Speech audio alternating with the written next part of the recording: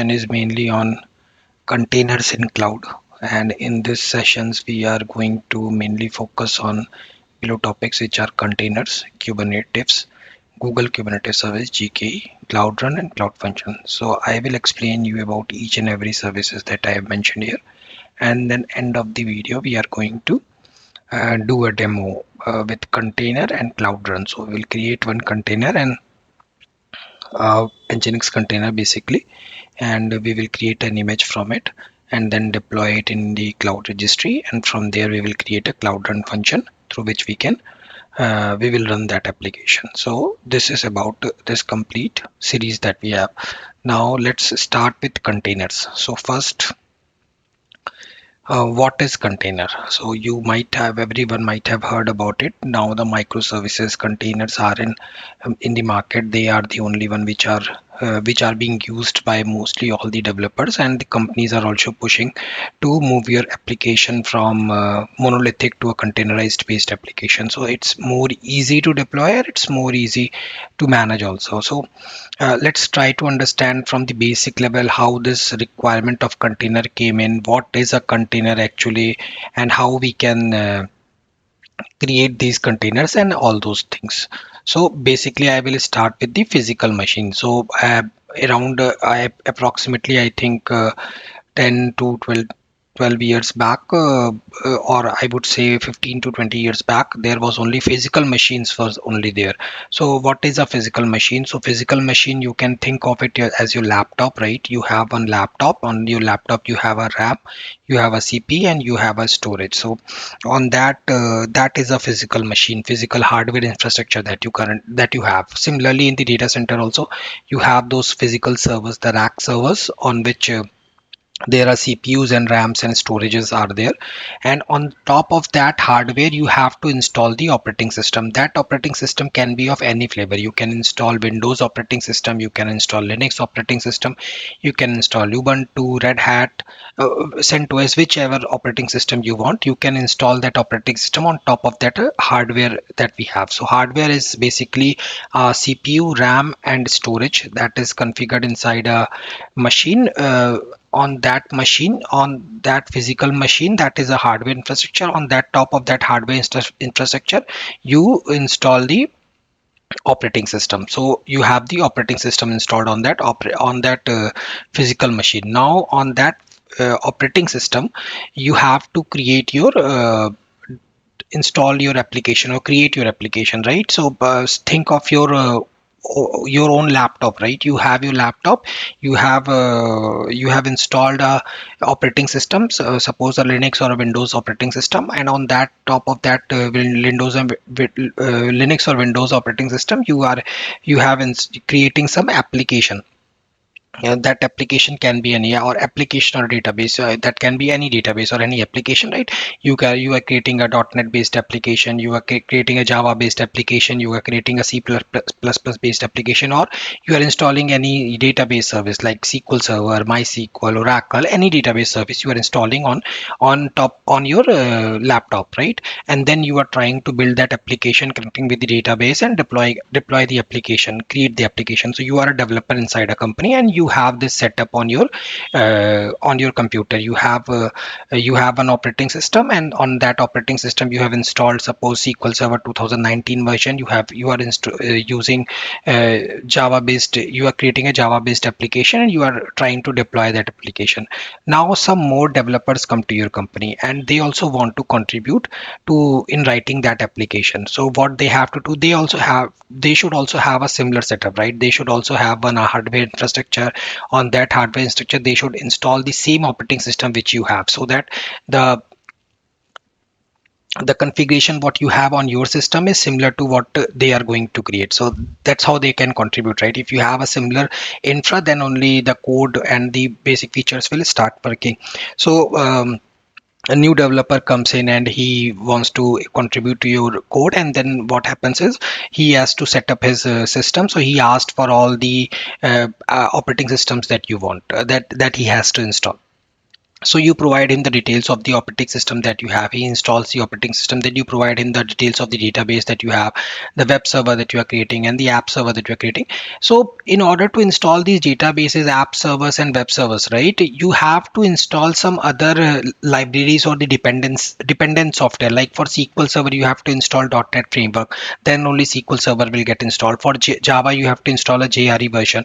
So there are basically some dependencies or some other libraries that need to be installed on your system in order to run that application smoothly. So those libraries or dependencies are should be of the same version. What you have installed, the other developer which has newly came to your company should also use the same version of JRE or .NET version, .NET framework. The version should be same. Otherwise, if the application is working on your laptop, it might not work on their laptop. So that's why it's recommended to have the same version. So he has to get all the details, all the versions that you're using, and then he has to download those libraries and dependencies from the internet, install it on his system, and then try to contribute to your application. So this is a very tedious job, right? Suppose installing by first downloading that particular version. I'm not sure if that version is now available on the internet. That might, you might get an upgraded version. Now he has to search for the old version and then install it on the system. So it's a very tedious job. So in order to, and there is one more issue with this physical server, right? Physical machine. So in our laptop, it's fine, right? You have one operating system installed on your laptop and it's working fine.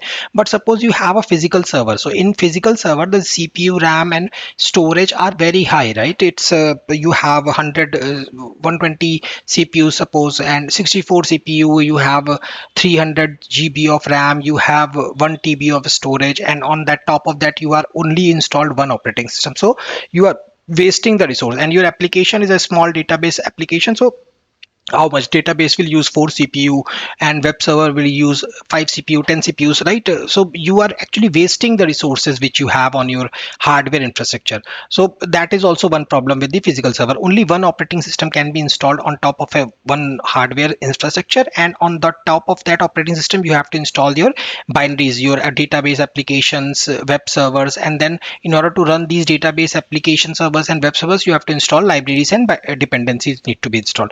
So these are mainly the challenges that we have on the physical machine, and this is how basically the legacy systems, how the legacy infra was created. Now after that, there was, so in order to come up with overcome these challenges that we have with physical server, the concept of virtual machine came in. So what happens in the virtual machine, you have the hardware infrastructure, you have the CPU, RAM, and storage. You have on top of that CPU, RAM, and storage, you install a hypervisor is a kind of software that virtualizes your physical infrastructure. So what it does is, right, once you install this hypervisor, so all these companies like VMware, even the cloud providers like GCP, AWS, Oracle, Azure, what they do, right, they have a physical machine. On top of that physical machine, they install a hypervisor, and then on that hypervisor you can create your individual machines, right? These machines will be known as virtual machines. So this is a physical machine, but this machine will be known as virtual machine, and on this virtual machine you can install your own operating system. So this is the hardware that you have, and on this hardware you installed the hypervisor. Then you created, suppose you created two virtual machines on this server. Now each virtual machine, this can have its own operating system, this can have its own operating system, and it's completely independent entity. So this machine is completely independent from this machine. They don't have any communication pattern, even though they are hosted on the same hardware infrastructure. Even though they are physically, they are virtually isolated, they are isolated from each other, they don't have any interaction from each other. So what happens in the cloud, right, when you create a cloud instance or virtual instance, or you request for a EC2 instance, that similar feature happens. So what happens in the AWS data center or in GCP data center, they have the physical machine. On top of that physical machines, they create the hypervisor, and then they create the virtual machines for you. So when you request an N2 standard 2 machine or N4 or N2 standard 4 machine, what happens, these virtual machines get created, and based on the operating systems or the image that you select at the time of creating the virtual machine, that virtual machine get spinned up on that particular hypervisor. So you have one hardware physical server, and on that physical server you can create multiple virtual machines. So you're now one issue got fixed, one issue, which is the virtual machine resource utilization, right? So here the one issue that I told you was resource was getting it was you were not utilizing the complete resource of your memory. So you have that 64 GB of 64 CPU on that server, but all those 64 CPUs were getting utilized by one operating system. Now that 164 CPU, in the case of virtual machine, for that 164 CPU is divided into 7 or 10 virtual machines. So each virtual machine has its own CPU. So 4 CPU has been allocated to V1, 4 CPU has been allocated to V2, and similarly 4 CPUs has been allocated to V3. So you have multiple virtual machines that are created on your system, and then on that virtual machine you have installed your own operating system, and on that top of that virtual machine you have one libraries and dependencies are you have the application database and web server you install, and then in order to install those libraries and application database and web servers, you have to install the libraries and dependencies. So one issue got fixed, but the other issue, in which I was telling you about the developer issue, where developer has to configure his own environment in order to contribute to your code, he has to have the same environment. That issue still comes. So you have one virtual machine, you have installed your app, web and database servers, you have installed your libraries and dependencies. So once the new developer comes in, he also has to have the same virtual machine, and he has to install same libraries, dependencies, app and web servers. So this configuration still needs still this issue is still there, right? So but in order to overcome this issue, there is one more concept of virtual images. So for virtual machine, you can create the image of your virtual machine, and you can use that image to deploy a new machine. So there is one way, but it's a workaround actually for that issue. So one developer, you are a developer on in your company, you have one virtual machine, which one virtual server you have, which you are using for development. You have installed your application, web and database server, you have installed the libraries and dependencies. Now the admin takes an image of your virtual machine and spins a new virtual machine for the new developer and give that machine to him.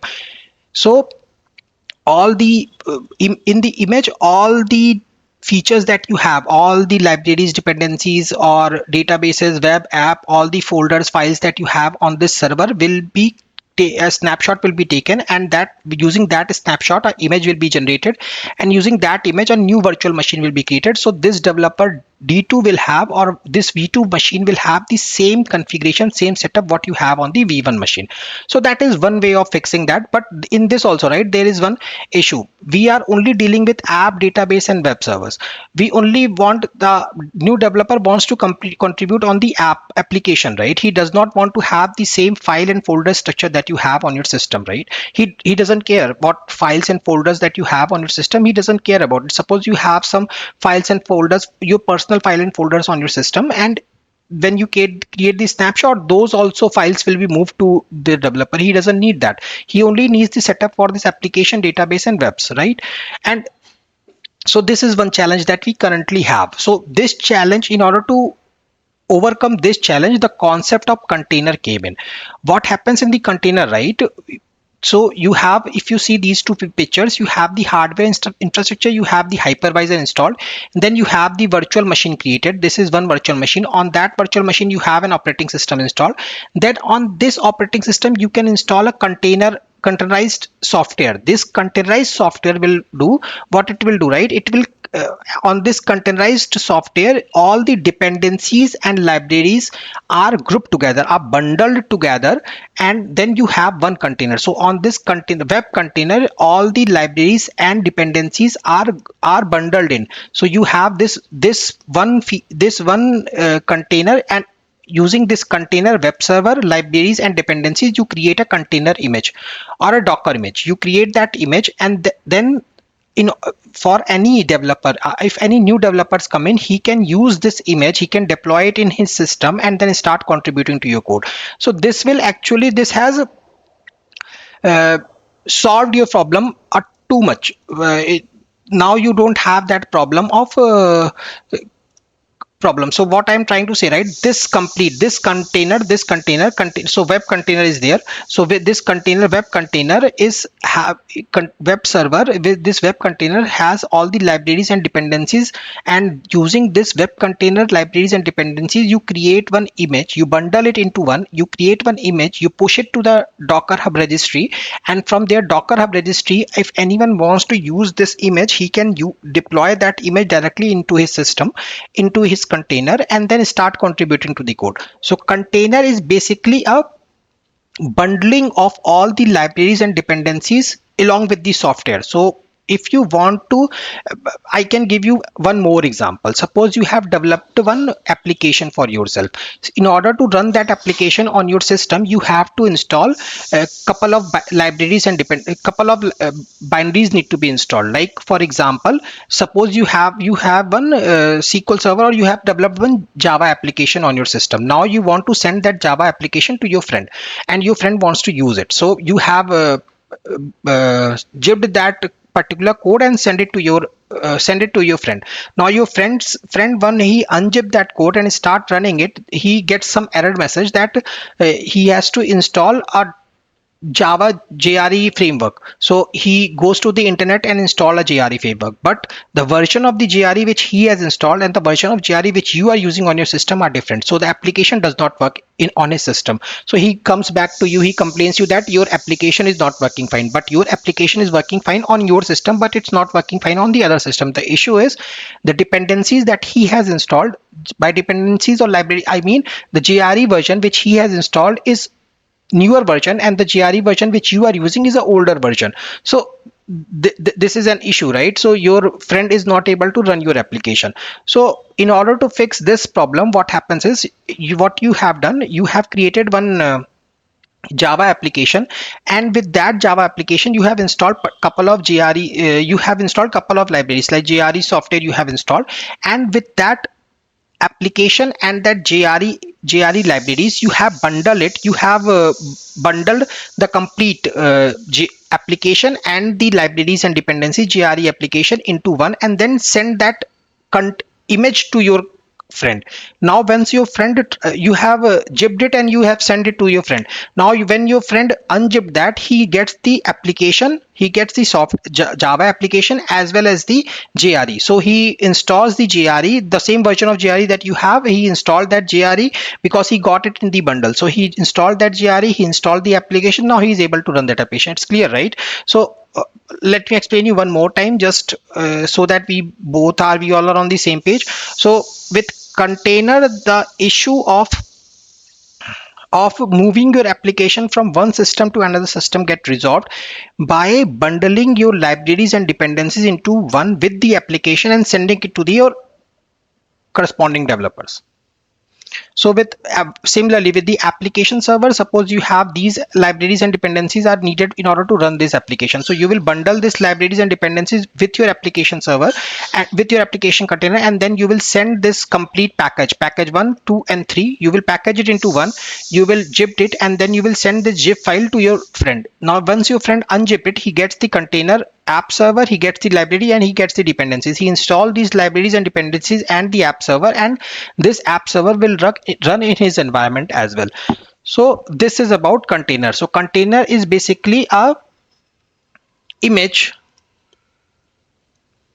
So if container is basically a image that gets installed, that you can move from one system to another system along with all the dependencies and libraries. So this is about container. Now let's go why we need the container. So why we need the container? So container are basically a flexible, even the most complex application nowadays can be containerized with ease.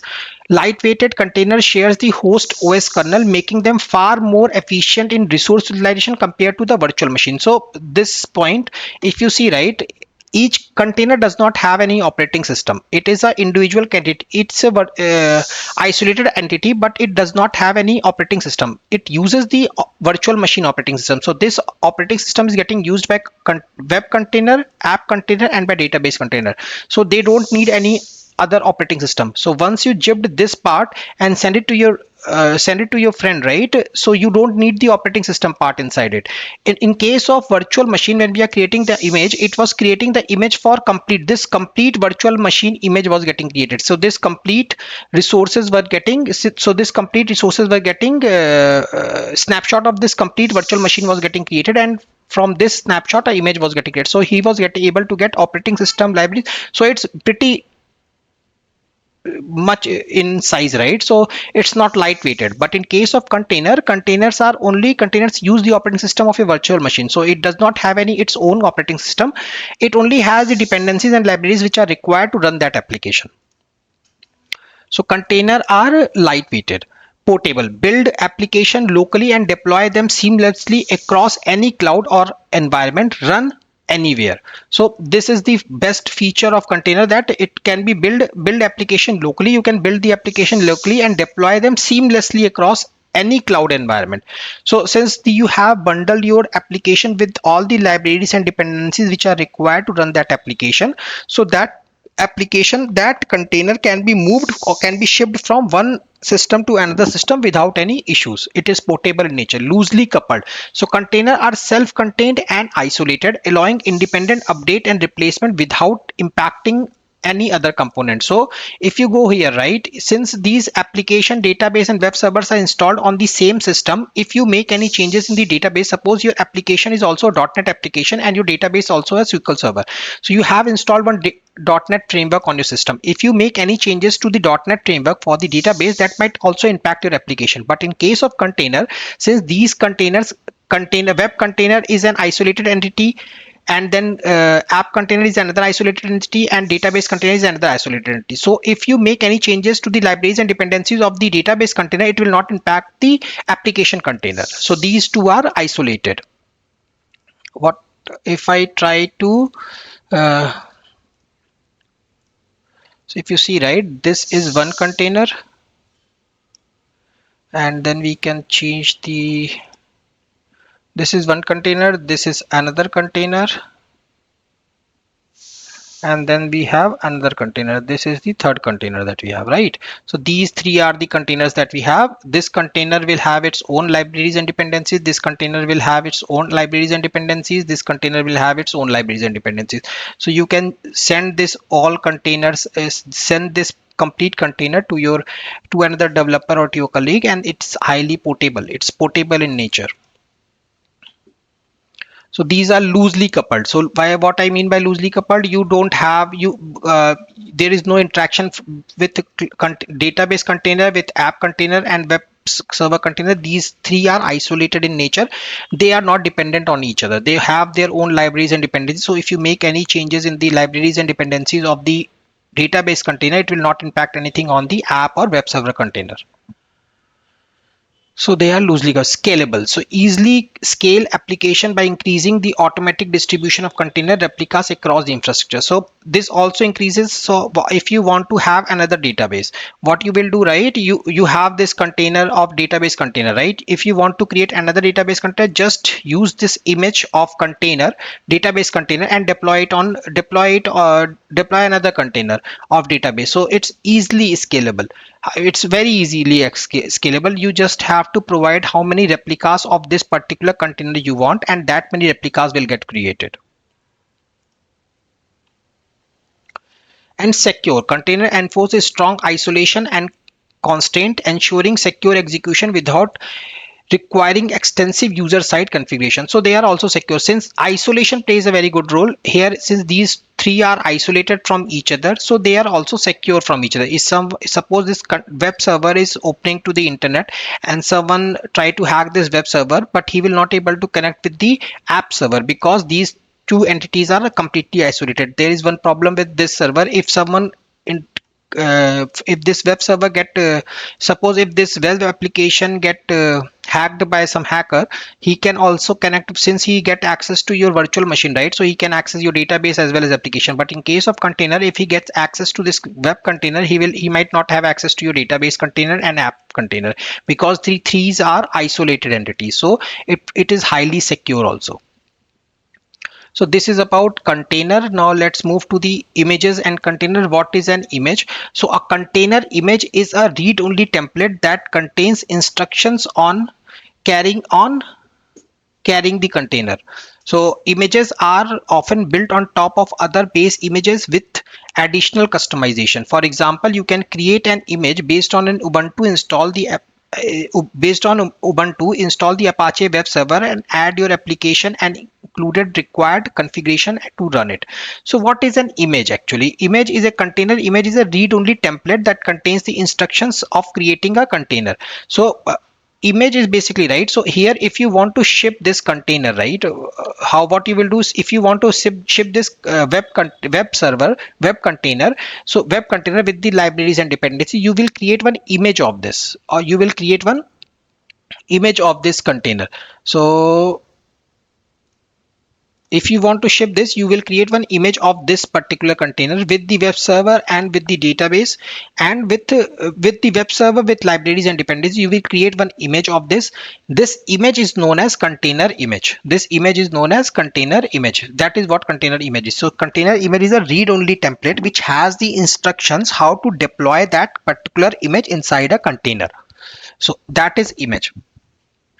So, and what is how there are two kinds of, one is the base image, another one is the how these images are getting created. That's another topic, right? So you have, suppose you on the Docker Hub, or Docker Hub is a place or a repository as you have GitHub. Similarly, we have Docker Hub. In Docker Hub, we store the container images are stored. It's a centralized repo that can be accessed by anyone. It's a website web URL. Using that web URL, you have to create in the Git, as in the GitHub, you have to create your own login ID and password. You have to create your own login ID and password in the Docker Hub also. And in that Docker Hub, you have particular images of base images of all the containers are already there. Suppose you want to have a Nginx web server created on your system, so you can download the web image of Nginx container image on your system and then manipulate it. You can change it, configure it as per your image, and then create a new image from that old image of Nginx. What I'm trying to say, you have created one Nginx. We will do this in the demo also. So we will download the Nginx image, and then on that Nginx image we will change the index.html file. Then using this changed index.html file, we will create a new image, and then we will ship that new image to GCP cloud, to GCP artifact registry. So what this is, so we have the image. This image is a base configuration, and on this base configuration you can download from the Docker Hub, and then on this base image you can do some configuration and customization, and then create your own image, and then run that image inside a container. What is a container? Container is a runnable instance of an image. So you have an image. Image is a read-only template of your application or web server or database server. Image is a read-only template, right? And once you install that image, or once you run that image inside a container, it's once you run that image, it's known as container. A container is a runnable instance of your image. So once you start running that image becomes a container. So container is a runnable instance of your image. You can create, start and stop, move and delete a container using a Docker CLI and API commands. So Docker is a kind of tool that helps you create a container, create an image, push that image to a Docker Hub, pull that image from the Docker Hub, run that image inside a container, stop that image, delete that image. So it provides you a capability. It provides you a Docker is a kind of tool that can be used to create a container, create a image, create a Docker image. That Docker image can run on a particular container. Container can be connected to a multiple network, attached to storage volumes, or used to create new images from their current state. So container can be connected to multiple networks. One container can be connected to a multiple networks, and then It can also connect to a storage volume. You can use to create new images from their current state. So from your current state, as you told you, right, you can use that base image. Once you have pushed that image to the GitHub, now someone can download, once you have pushed that image to the Docker Hub, now someone can download that image, your manipulated image from the Docker Hub, manipulate it more, change it more, and then push a new image to the Docker Hub. So that new image will have the configuration of the base image, it will have the configuration of your image, and it will have the new configuration which he has done, which the new user or new developer has done. So that is what container is. When a container is removed, any changes not stored in persistent storage are lost. So once container is removed, any storage, any changes which are not stored in the persistent storage are lost. This is an important point actually. So this is about container. I think you got some basic idea about container and images that we have. Docker images. These images are known as Docker images. Docker is a kind of tool that helps you to manage the containerized application, and it helps you to create an image, and then from that image you can deploy that image inside a container. Once you start that image is known as a container. So this is basically about Docker image, Docker and container. Base image. What is a base image? Base image is a uh, basic configuration of an software which you can get from the Docker Hub. You can use that base image, customize it, or and make some configuration and make that image as your own image. You can customize and configure that image and create your own image, and then start running that image inside a container. So that is about a Docker Hub. So I think basically things are pretty much clear. It should be clear. If you have any doubt, just ping me in the comment section. I might able to help you.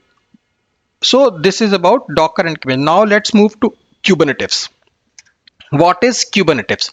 So Kubernetes is a portable, extensible, open source platform for managing containerized workloads. So you have this container, right? What I told you, you have one image, you can deploy that image inside a container and it will start working. So I also told you, right, it is a highly scalable, it's highly secure, it's loosely coupled, portable. So in order to manage these features of the container, right, you should have some tool through which you can manage it. Suppose you have this web server and this web container you have, and you want to create 5 more web container from this. So how you can, you have to manually go ahead and create all these containers and then manage all these containers, right? It's a tedious job. So in order to help you, you have one tool which is known as Kubernetes. Kubernetes is a portable, it can be moved from one place to another place, extensible, it is highly extensible, it's scalable, and open source platform for managing containerized workload. It's an orchestration tool that help you to orchestrate or manage your containerized workload, which is Kubernetes. There are many other tools like Kubernetes which can be used to manage your containerized workload, but we are mainly focusing on Kubernetes. Since Kubernetes is an open source, so all the major cloud provider has adopted Kubernetes as a service. We have GKE, Google Kubernetes service, you have AWS, EKS, AWS Elastic Kubernetes service. So all the major cloud provider has adopted Kubernetes as their own service, and they have provided a managed service for it. So it provides you a set of APIs to deploy managed container across group of machines called clusters. So how these Kubernetes, or where these containers are deployed, right? These containers are basically deployed on the virtual machine. You should have one virtual machine on which you can deploy these containers. So these virtual machines should also will get managed. So that's what we are saying. It provides you a setup API to deploy and manage the container across a group of machines called clusters. So these group of machines which you have, right, on which you are going to deploy your container, it can be one machine, it can be group of multiple machines. So you have how Kubernetes are created, right? In Kubernetes you have mainly two structure. You have one control plane which is managing the complete, it's a master of, it's a mind of Kubernetes which manages all the other nodes. You have couple of nodes, couple of servers which are grouped together, and on that server you install the Kubernetes software. And then one you have you have basically two main components. One component is a control plane, other component is a worker node. So on the control plane you have the master node which is the mind of the Kubernetes, which manages all the other worker node. What is the worker node? Worker nodes are the soft servers on which these containers get deployed. So what we do, right, we using these group of nodes, we create one cluster, and on that cluster these containers get deployed. So Kubernetes is a cluster has a two main component. Control plane manages the cluster and makes the global decision. Worker node runs the actual containerized application. So what is a worker node? Worker node is a group of servers on which you actually run your container. That is a worker node. Core Kubernetes objects. So when you run these Kubernetes containers, right, there are some specific terminology that is being used in the Kubernetes, which are very important. These are pods, replica sets, deployment services. These are very important in order to manage your Kubernetes service. So what is a pod? The smallest deployment unit in a Kubernetes.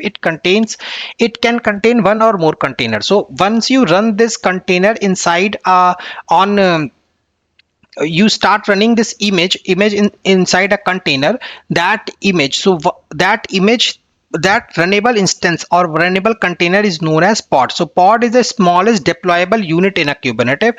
So once you start, you deploy that container inside a pod. Pod is a kind of you can think of it as a small isolated structure in which you can deploy your container service. So you have the image, that image needs to have some physical infrastructure like CPU, memory, and RAM storage should be there, right? That configuration is configured inside a small box, and that small box is known as a pod. So inside one pod you can deploy or run your container. What is a replica set? Ensures a specified number of pods replica are running at all time. So what is the replica set? Replica set properly is basically it once you are running, suppose you have one web server which is running on a particular pod. Now you want to create, your load get increased, and you have certain rule that if our load get increased by 40%, then create 5 more pods. So you can give that condition inside the replica set that create minimum 5 replication pods. Minimum 5 pods should be created for this based on this usage. So ensure the replica set ensures that a specified number of pod or replicas are running at all time. So if you have set it to 5, right, it will make sure that 5 pod of this particular container image should always be running inside your application for your application. So you have your application inside a container image, you have deployed that container image inside a pod. Now you want to have 5 similar pods. So in the replica set you will mention 5 as a number, 5 replicas for that particular container, and it will make sure that 5 replicas are always running. Suppose one of the 5 pods are always running. Suppose one of the pod goes down due to some issue, it will automatically create another pod to make that 5 number. Deployment manages replica set and provides a scaling, update, and self-healing capabilities. So what is deployment? So in order to deploy this container images inside a pod, you have to write some specific set of rules. That rules are defined in the deployment. So deployment manages the replica set. So at the smallest level you have the pod, that pods are managed by replica set, and these replica sets are managed by the deployment. So inside the deployment you manage the replica set and provide a scaling, updates, and self-healing. So it provides deployment provides replica set, scaling, updates, and self-healing capabilities. Replaces failed and unresponsive instances. So in replica set you have defined 5. So using deployment, I told you, right, if one of the pod goes down, replica set itself creates another pod in order to maintain that 5 number. So that particular feature is being managed by deployment. Services an abstraction that expose the pod via stable virtual IP address and act as a load balancer. So in order to connect from one pod to another pod, you should have some communication unit, right? In order to communicate from one pod to another pod, suppose you have one pod for web server and you have one pod for the database server. So in order to communicate these two pods, you want to have one unit. That unit is known as service. The service is an abstraction that expose the pod via stable virtual IP address and act as a load balancer. So that is what service is. There are many kinds of service in Kubernetes. We will go, once we do a deep dive in Kubernetes, we will explain. I will try to explain each and every services. So like node services, there IP services, and many other services are there.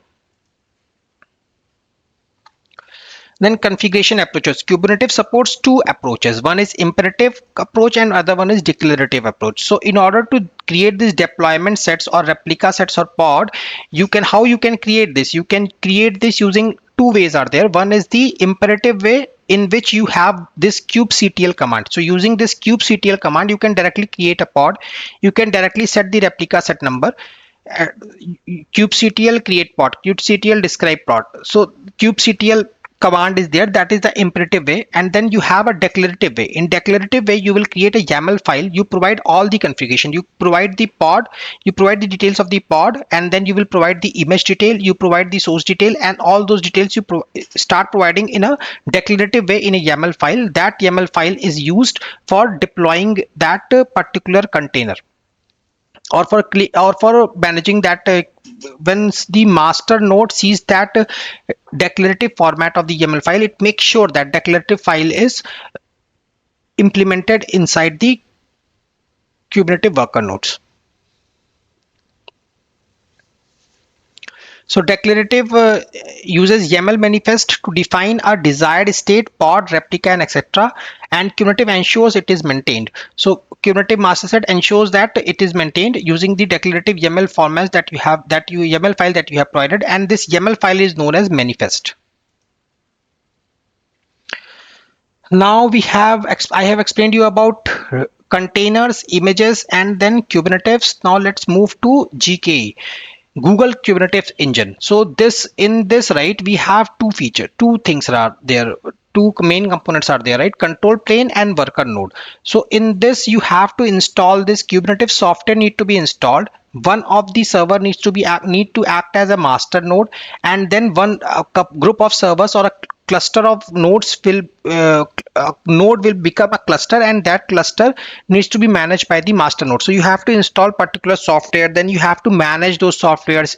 Since you have couple of servers which are grouped inside a cluster, you have to patch, update, and maintain those servers on a weekly or a monthly basis. So this is also a very tedious job. So in order to help you, what cloud provider has done, right, they have provided you a managed service, which is a Google Kubernetes engine. In this Google Kubernetes engine, you don't have to manage or maintain or patch these nodes or servers. These will be managed by Kubernetes itself. So there are two kinds of Kubernetes actually: autopilot mode and standard mode. I will go through that. So GKE is a fully managed Kubernetes service offered by Google Cloud. So similarly, what we have explained at the time of Cloud SQL, right? Cloud SQL is a managed database service. So what is managed means it all the infrastructure part is being managed by the cloud provider themselves, by GCP themselves. So in case of GKE also, all the infrastructure related part is managed by the Google itself. You don't have to manage anything related to Kubernetes. You just have to work on creating your container images, and once you have those images, you can start deploying that images inside the pod. You don't have to install any software in order to use the Kubernetes service. You can just go to the GCP console and then start a Kubernetes engine. You can use that Kubernetes service to deploy your particular Kubernetes engines container image that you have. So GKE manages all control plane components, so you don't need to handle cluster management tasks. So this is what I was trying to explain. So GKE manages all your control plane components. So all the control plane or the master node component are being managed by GKE, by GCP themselves. So you don't have to manage anything related to infrastructure. You just have to work on your application deployment. Node configuration options.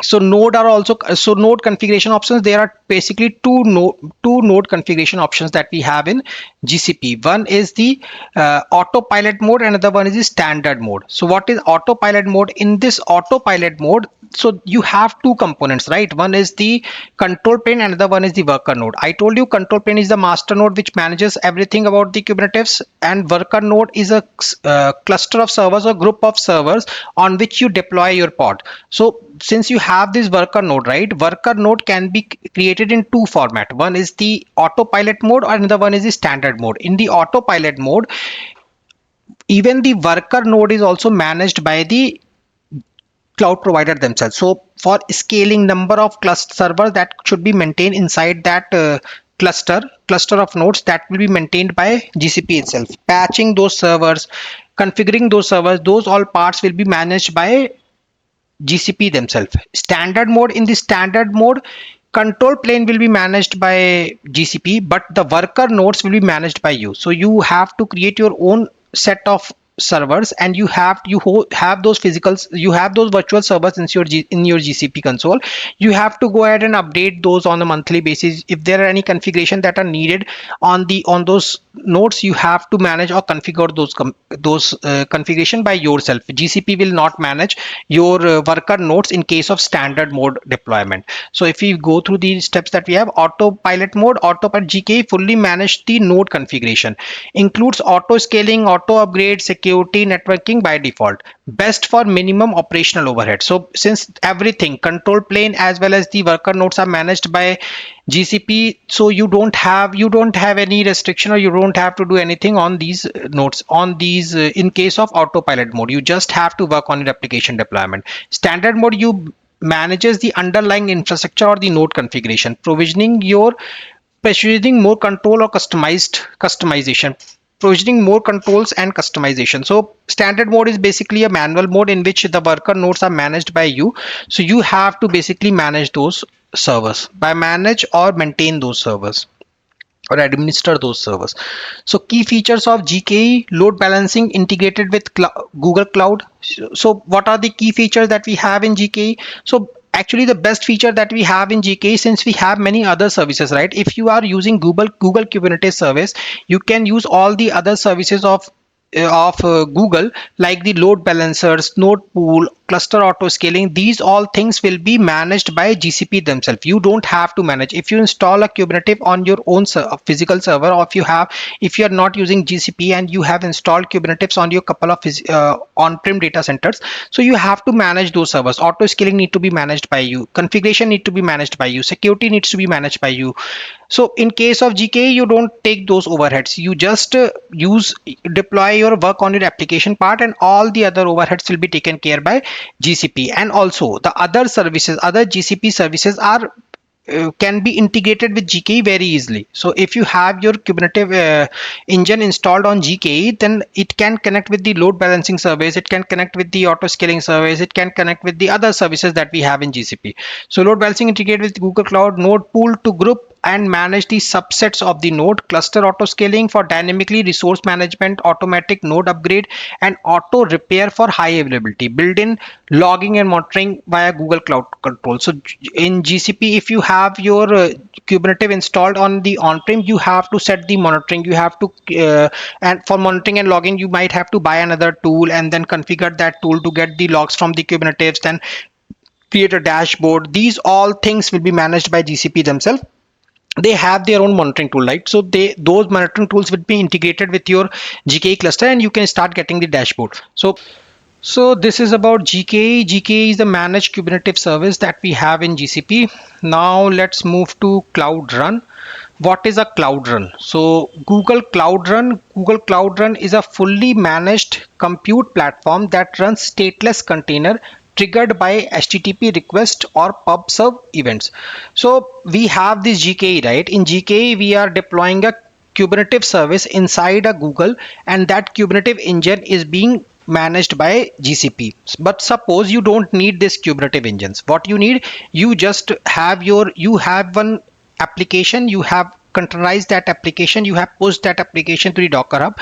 Now you want to run that application. So GCP provide you a managed service which is known as Cloud Run. In Cloud Run, you can just point that image inside a Cloud Run, and then Cloud Run can manage everything for you. You will get one URL, and you can use that URL to access your application. You don't have to bother about Kubernetes engine, control plane, how these pods, replica sets, you don't have to bother about anything.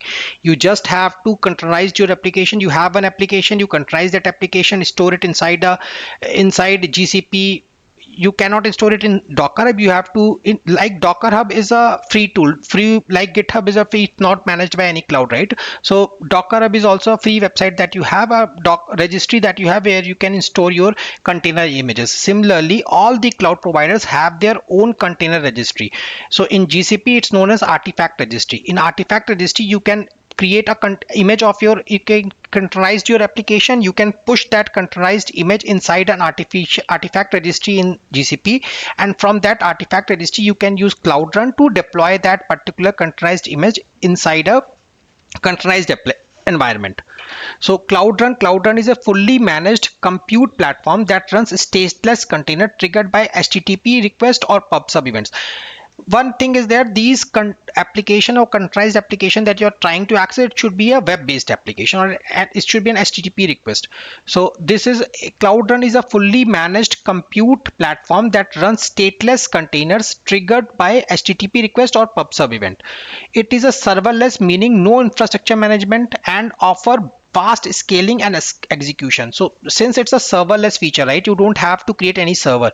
You just, it's a soft service platform as a service, but it will from where you can directly run your container. You don't have to manage any server, or you don't have to do any execution or manage or administer or do any maintenance job inside the container, inside the compute. You just, using Cloud Run, you get a compute service that can use to deploy your container, and it's very fast in nature. Since it's serverless, so it's very fast in nature, and it's highly scalable, built on Knative and open source platform running Kubernetes. So it's actually the bottom level, or the base infrastructure is built on Kubernetes itself. Cloud Run, it's on, basically it's run on Kubernetes, but you don't have visibility on those part.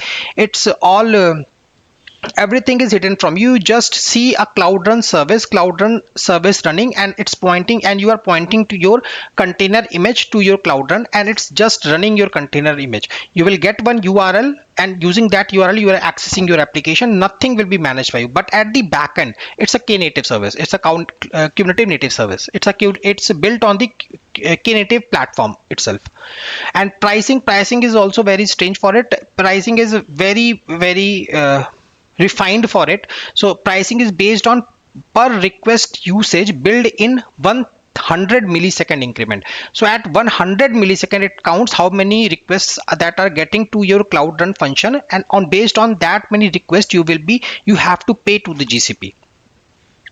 So I think Cloud Run, you got some idea about Cloud Run. What is a Cloud Run? So Cloud Run is basically a managed state serverless service that can help you to deploy your Docker images, and you don't have to manage anything. It's fast in nature. It's basically built on the Knative platform, and it's built on 1000 millisecond, on 1000 requests that you received.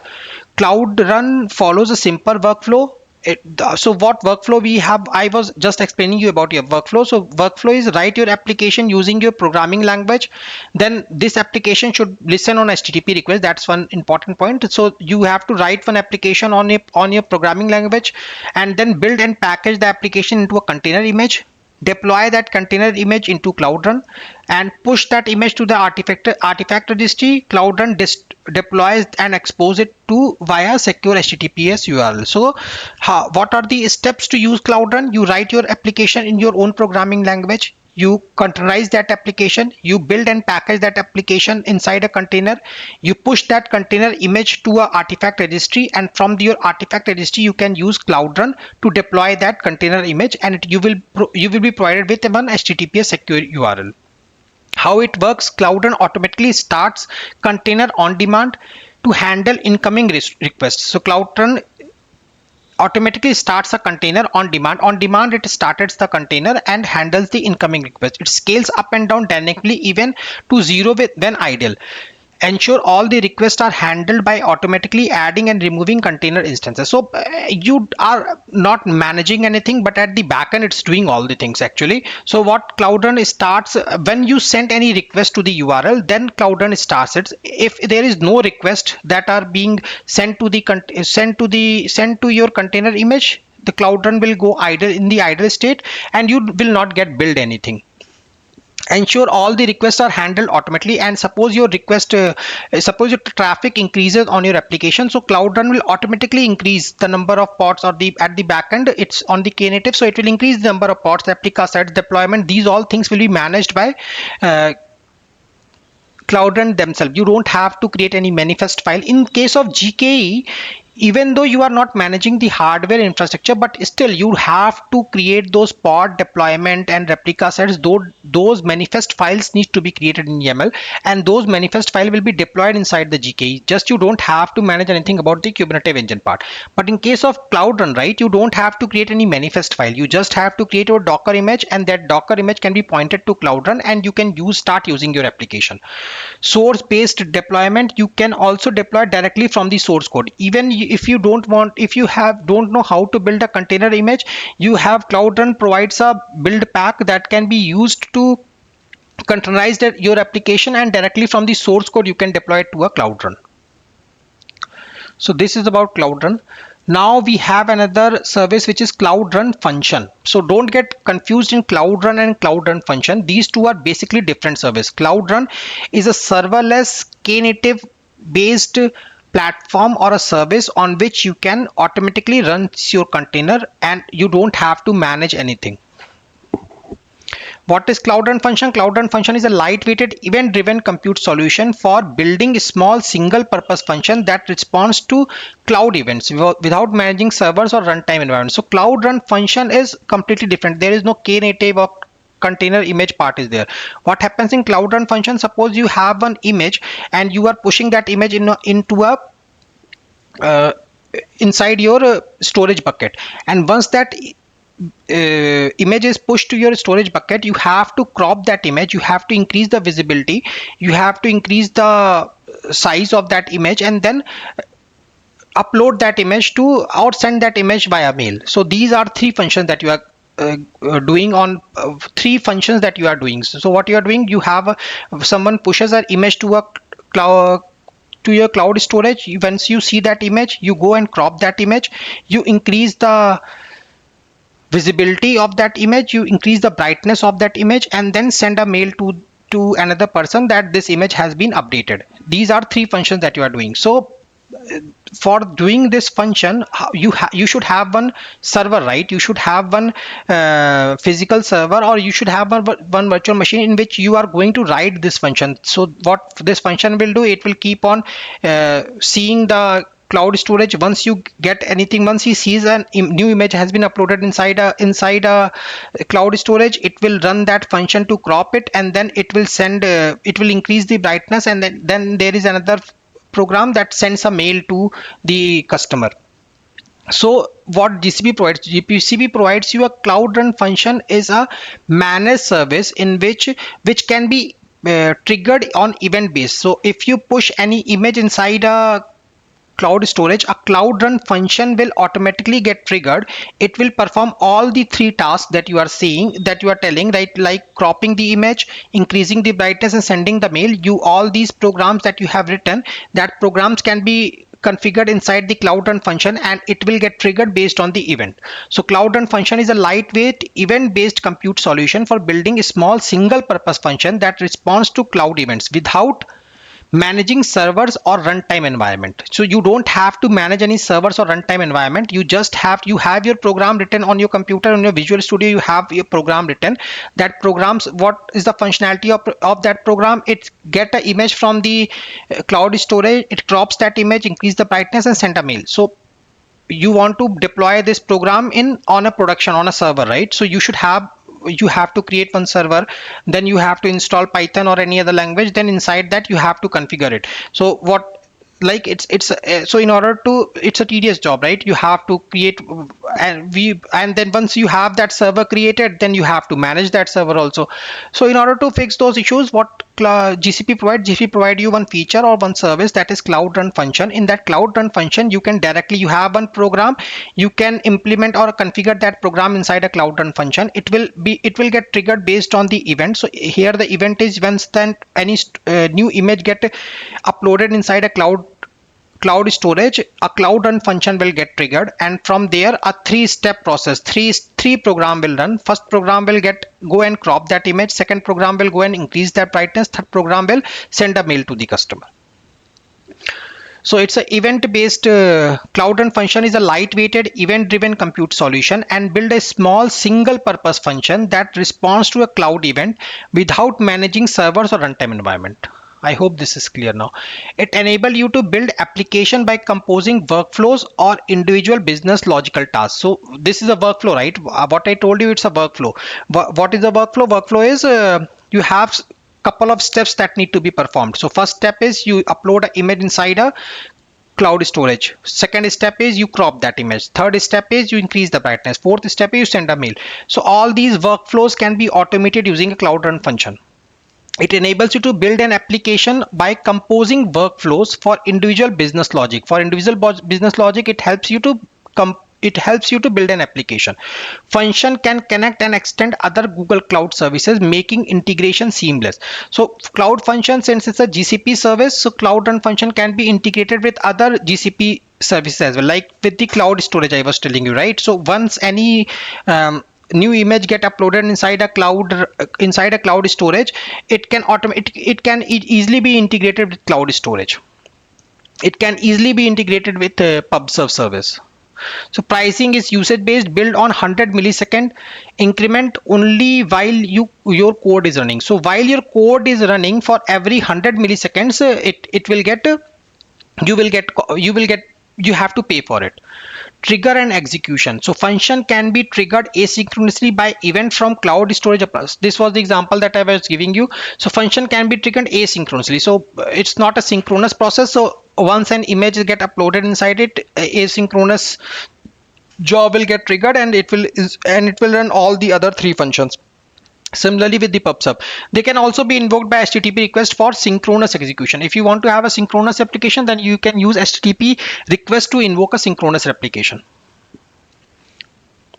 Basically, the difference between synchronous and asynchronous is, in synchronous, it will not wait. It has to wait for the for all the, suppose in case of, I told you 4-step process, right? So it will, in the case of synchronous, it will wait for all the 4 steps to get completed, then only the complete task will get completed. But in case of asynchronous, it doesn't have to wait for an acknowledgement. It, once one task is completed, the task will be shown to you as completed, and other tasks will be taken care at the back end. So this is about cloud run function. Now we